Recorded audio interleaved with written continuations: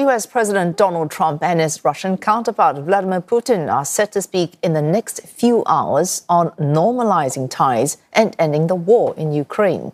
The Kremlin acknowledged a level of understanding between the leaders, the Trump administration, in a bid to reset relations while ending a 3-year conflict. But Moscow conceding as well, many questions still remain. Ahead of this conversation, Ukraine's foreign minister repeating his president's insistence that Russia agreed to the proposal for a 30-day ceasefire. Kyiv last week expressing acceptance of this plan following talks with the US in Saudi Arabia.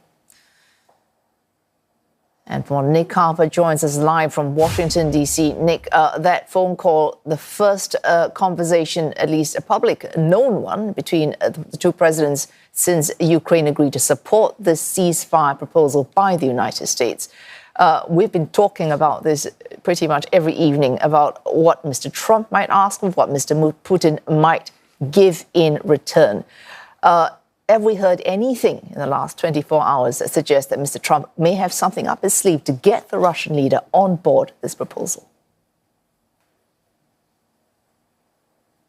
Well, it's not clear, but he certainly sounds quietly optimistic. He was posting on Truth Social late last night, Washington time. He said he was looking very much forward to the call. He also said many elements of the final agreement have been agreed to, but much remains. The problem is he didn't elaborate exactly what he meant by either of those things, what's been agreed and what still needs to be agreed. But he has been speaking over the last day or so and saying that land or territory will be very much part of this discussion. It seems already as if both sides have agreed to what will be kept by Russia. Almost implicit in all of this is the suggestion that what Russia has seized to date will be kept by them and not given back to Ukraine. Donald Trump also said that power plants would be discussed. Now, that's likely to be the Zaporizhzhia nuclear power plant, the largest in Europe.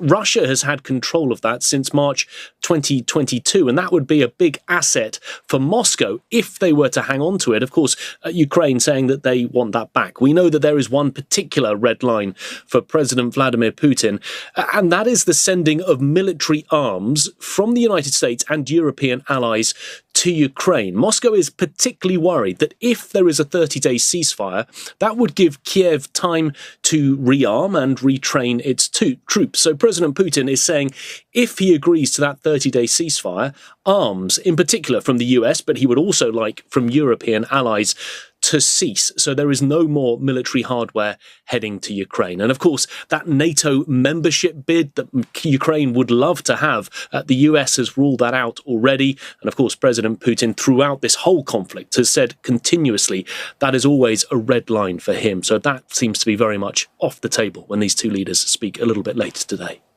Oh, Nick, could one of the reasons for that quiet optimism be news that Russia is now allowing some Western funds to sell Russian securities? Does that signal any sweetening from the Kremlin? Well, it seems to be. And I mean, it is interesting to note the complete shift in diplomatic relations that we've seen between Washington and Moscow in the less than 2 months that Donald Trump has been back in the White House. Remember, President Biden very much painted Moscow as a pariah. It was cut off from financial banking systems. Exports to many allied countries simply ended. That was all in response and retaliation to Russia's invasion. But now we're hearing that Moscow is happy to allow some international funds to sell Russian securities. Now, Western exchanges suspended all of that trading back at the beginning of 2022, once that invasion took place. So there does seem to be, on the business side of things, something of a thawing in relations. And we're also hearing that the US and Russia are even talking about joint potential business ventures, including business projects with the energy giant, the Russian energy giant Gazprom. So we could see that lessening of the gap between Washington and Moscow as they try to normalize relations and work more closely together. Oh, thanks. Nick Harper reporting live from Washington, D.C., with just hours to go to that call between Mr. Trump and Mr. Putin.